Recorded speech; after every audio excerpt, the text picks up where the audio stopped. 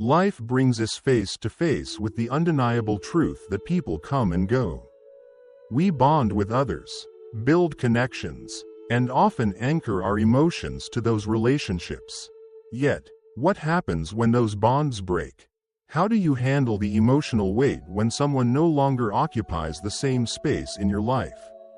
Or when you realize they've never shared the same emotional investment? You might ask, how do I stop caring? Or can I truly detach emotionally without losing a piece of myself? This is where Stoicism, particularly the wisdom of Marcus Aurelius, offers us a path. The Stoics were masters at understanding human emotions, not by avoiding them, but by learning how to balance their grip on our lives. Emotional detachment isn't about becoming cold or indifferent, but about regaining the power to act with clarity and inner peace. In this article, I'll guide you through 5 timeless Stoic rules on how to emotionally detach from someone. Using Marcus Aurelius's wisdom as our beacon. This isn't just about theory, it's practical advice meant to reshape the way you engage with yourself and others. Rule 1. Understand the impermanence of life. Marcus Aurelius reminds us. Everything we hear is an opinion, not a fact. Everything we see is a perspective, not the truth. When it comes to emotional attachments, we often cling to our personal perspective of someone, a narrative we create about their importance in our life. But the reality is, all relationships are transient. One moment you're close, the next they're gone, whether through distance, death, or the slow fade of intimacy. People leave. It may seem bleak, but this is the Stoics' first rule of detachment. Embrace impermanence. When you realize that no connection is permanent, you become more conscious of the present. Have you ever tried holding on to a handful of sand at the beach? The tighter you squeeze, the quicker it slips away. This is a natural law of life. The more we try to possess something or someone, the faster they fade. In my own experience, I had a friendship that spanned over 10 years. We shared everything: dreams, fears, late-night conversations. Yet over time, things change. As much as I resisted, the distance between us grew. The emotional investment I had made felt like a chain holding me to someone who no longer reciprocated the same connection. It wasn't until I accepted that the friendship had run its course that I could finally release that emotional weight. Marcus Aurelius would have advised the same, accept that things will end, and you will suffer less when they do. Rule 2. Master your emotions through rational thought. There's a tendency to believe that emotions control us. You feel pain, sadness, and anger. Those reactions come naturally when you're emotionally attached to someone. But here's the hard truth. Emotions are not reality. They are a product of your thoughts, beliefs, and interpretations of events. Marcus Aurelius and the Stoics deeply believed in this principle. We are not at the mercy of our emotions. Our emotions are at the mercy of our thoughts. Marcus Aurelius taught us that the mind holds the power over how we respond to the world. You have power over your mind, not outside events. Realize this, and you will find strength. He wrote, emotional detachment starts with realizing that your mind can govern your emotional state. Your thoughts about someone can ignite a storm of feelings, or they can pacify that same storm. Let's say you're going through a breakup. You're emotionally shattered, replaying conversations in your mind, overanalyzing every detail, asking, why did this happen? Or, how could they move on so easily? The Stoic response is to shift that focus. Instead of giving your emotions control, ask, what are the facts here? How can I think about this differently? You must choose thoughts that free you from emotional suffering, not thoughts that fuel it. Think about it for a moment. When something happens, when you argue with a loved one, feel ignored, or are disappointed, what's the first thing you do? You interpret the situation and give it meaning. But it's not the event itself that causes emotional turmoil, it's the way you perceive it. Marcus Aurelius wrote, "The soul becomes dyed with the color of its thoughts," meaning your emotions are a direct result of your internal dialogue. Imagine you send a heartfelt text message to someone you care about, perhaps a friend, romantic partner, or family member. Hours go by, and there's no response. Immediately, your mind starts working overtime. Did I say something wrong? Are they mad at me? Do they not care about me? With every passing minute, the emotions build. First a slight concern, then frustration, maybe even anxiety or anger. But what's the truth of the situation? Is it the delay in their response that's causing your emotional storm? Or is it your interpretation of their silence? The Stoic response is to challenge that automatic emotional reaction with rational thought. What are the facts? The fact is that they haven't responded. Everything beyond that is pure speculation. Instead of allowing your emotions to spiral out of control, you pause. You recognize that your feelings of anxiety or rejection are not rooted in reality but in your own thoughts. Marcus Aurelius's advice: question your thoughts. Don't just accept them as truth. I once found myself in this very situation with a close friend. We had been discussing something important, and suddenly they stopped responding. At first, I thought nothing of it, but as the hours passed, I started to feel a creeping unease. Maybe they're upset with me. I thought, maybe I said something wrong. By the time the night ended, I had convinced myself that the friendship was on the brink of collapse. My emotions were everywhere: worry, guilt, frustration. But when I stopped to examine what was actually happening, I realized something crucial. Nothing had happened. My friend had simply gotten busy. When I reached out calmly the next day, they responded without issue, completely unaware of the emotional storm I had put myself through. In a rare moment of clarity, I remembered Marcus Aurelius's words: focus on what's within your control, your thoughts, your actions, not the outcome or the person's feelings. By redirecting your mind, you will learn to release the emotional turmoil. If you're still watching, please like and comment below with a sign that you've noticed in your own relationships. Your insights might help others recognize similar patterns and foster healthier connections. Rule 3. Practice negative visualization at first glance. Negative visualization might seem like a strange or even counterproductive practice. Why would anyone want to deliberately imagine losing something or someone they care about? Doesn't that just add unnecessary stress? The truth is, this Stoic exercise, championed by Marcus Aurelius, is one of the most powerful tools to help you emotionally detach, not by hardening your heart but by preparing your mind for life's inevitable losses. The idea is simple but profound. By imagining the worst-case scenario in advance, you lessen its emotional impact when or if it actually happens. This doesn't mean you become fatalistic or pessimistic. It means you're training yourself to accept reality as it is rather than how you wish it would be.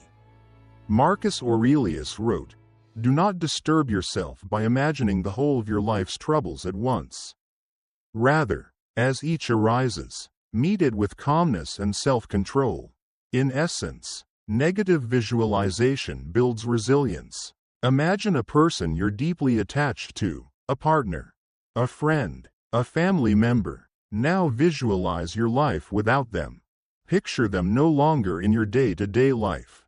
How does that feel? Uncomfortable? Painful? That's exactly the point. The Stoics believed that by facing the emotional discomfort of loss in your mind, you reduce its power to devastate you in reality.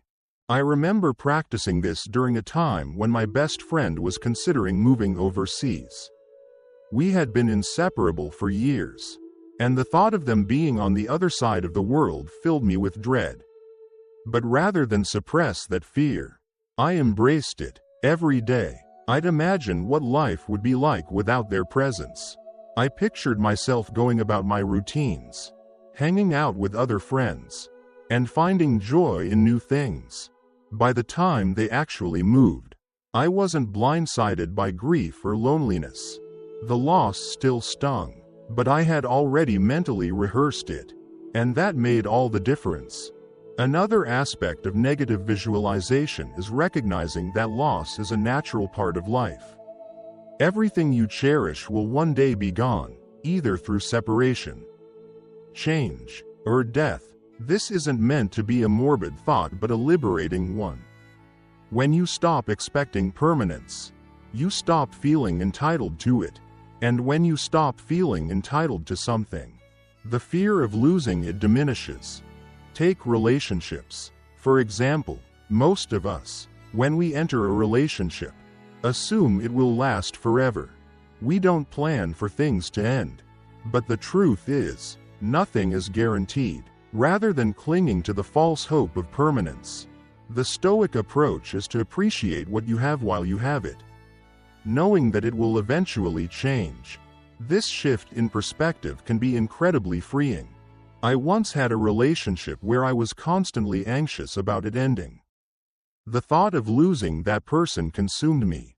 But when I started practicing negative visualization, I stopped obsessing over trying to control the outcome. I imagined life after the relationship, and although it was painful to consider, it reminded me to be grateful for the present moment. When the relationship did eventually end, I found myself more prepared than I ever thought I'd be. The real gift of negative visualization is that it strengthens your inner resilience. By repeatedly imagining worst-case scenarios, you develop an inner stability that can't be easily shaken by life's changes. You learn that no matter what happens, you will be okay, and that's the ultimate form of emotional detachment, not from life, but from the illusion that you need things to stay the same in order to be happy. Rule 4. Focus on what you can control. One of the core teachings of Stoicism, and one of the most empowering realizations you can embrace, is that there are things within your control, and there are things outside of your control. When it comes to emotionally detaching from someone, this distinction becomes absolutely crucial.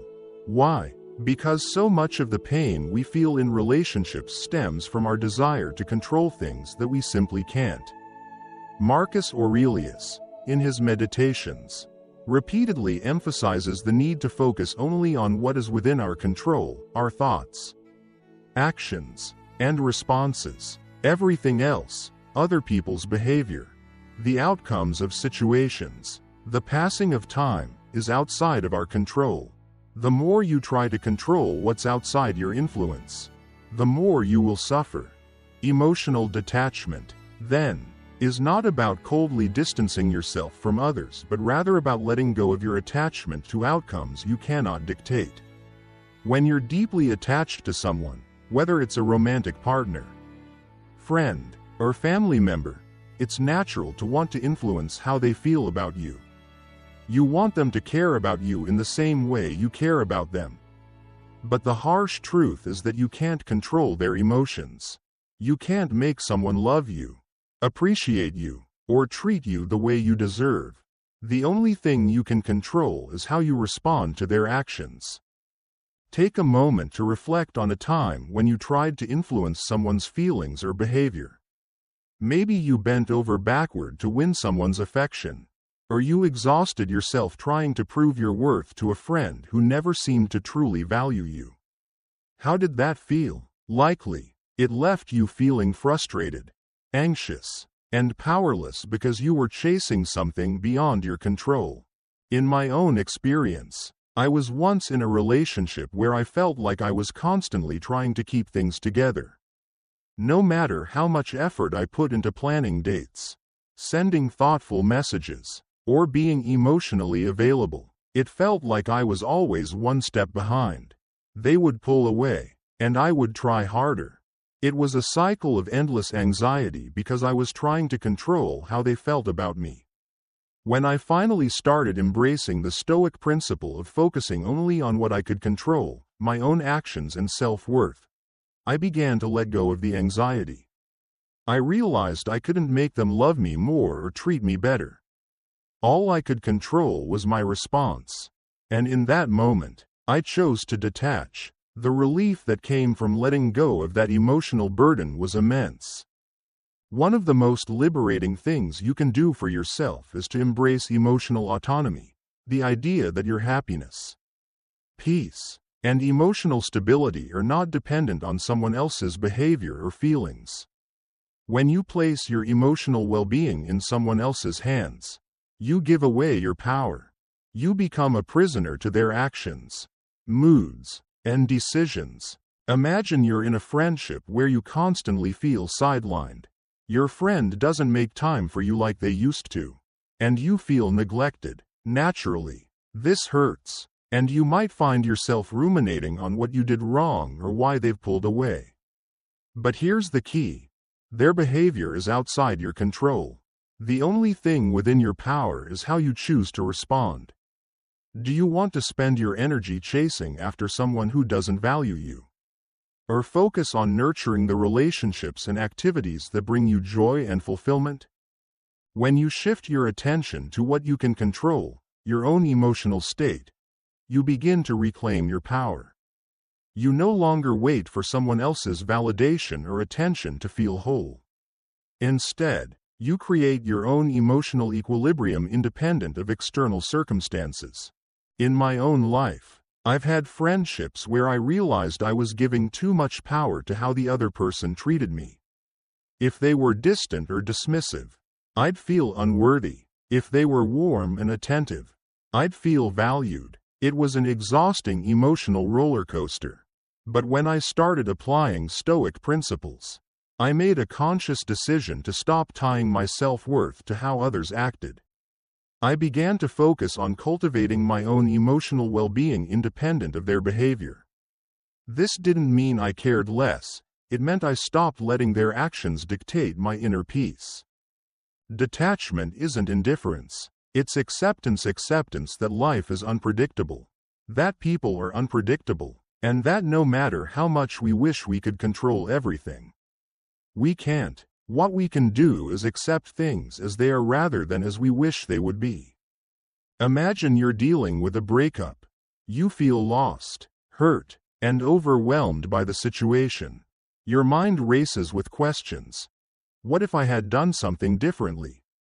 Why did this happen? Can I fix this? These are natural questions, but they're rooted in a desire to control something that has already happened, a desire to reverse the outcome. Instead of tormenting yourself with what ifs, the Stoic response is to accept the reality of the situation. Marcus Aurelius writes, "The impediment to action advances action. What stands in the way becomes the way." In other words, the obstacles we face are not hindrances, they're opportunities to grow.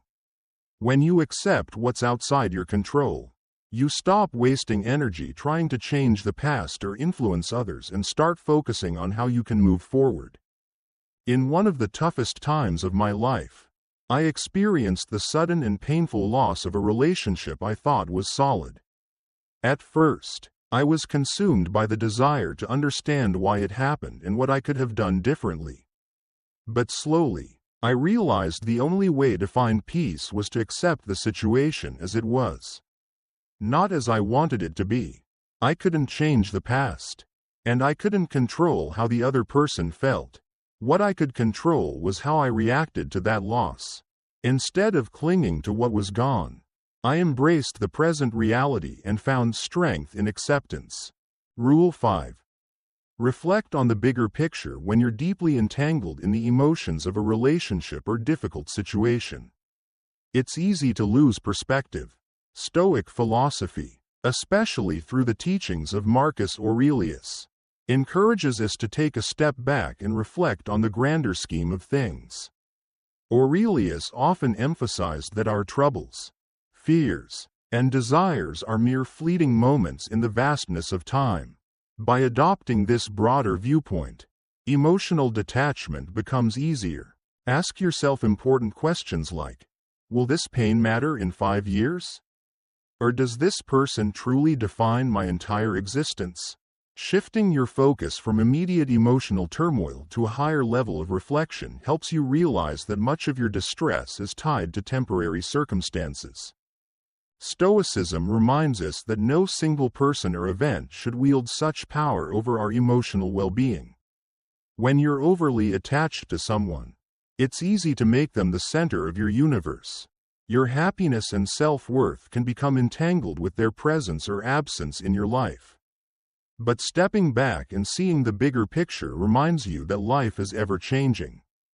And relationships are fluid, however intense. Emotions are just one part of your journey. You are a complete individual with your own path and experiences. In the heat of a breakup or emotional conflict, it may be challenging to grasp this perspective, but reflecting on the larger scope of your life helps you understand that you've survived emotional storms before. Life moved on, and so did you. Think back to previous relationships or moments when you thought your world was falling apart. Those wounds healed, and you became stronger and wiser. This is the natural rhythm of life. In my own experience, I once went through a painful breakup that felt like the end of my world.